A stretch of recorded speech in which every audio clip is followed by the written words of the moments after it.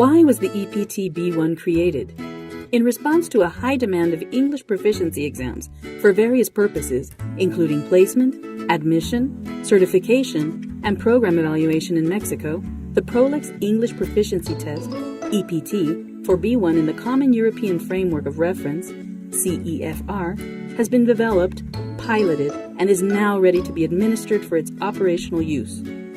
B1 in the CEFR is generally conceived as being the standard level, which should be held by the time a student completes a language course of 480 hours.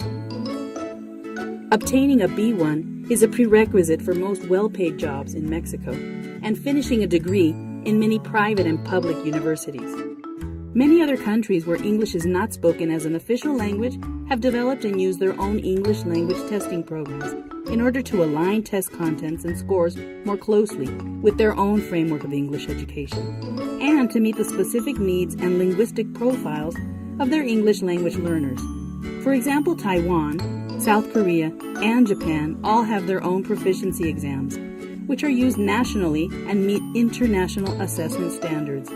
Mexico, however, relies on testing from companies overseas, such as Educational Testing Service from the US, Cambridge, Pearson, and Trinity from the UK.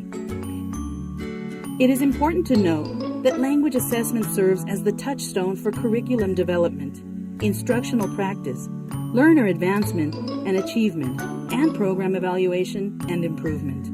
Thus, it is essential for Mexican institutions to create their own assessment programs so as to gain a better understanding of the meaning and informed uses of test scores. Additionally, since the ownership of the test belongs to those companies, we will not have direct control of needed changes and innovations on test content and formats. This will result in a hindrance to gaining critical knowledge and skills required for test development and monitoring. How do I know that the EPT is reliable and valid? In the case of the EPT, tests were piloted with over 500 students at different university sites at different levels throughout the exam creation process. From these piloting sessions, we were able to adjust our exam items, which were either above or below a B1 level in the CEFR. Furthermore, we gained insight on the impact of their courses and how we could design our exams with their learning needs and context in mind.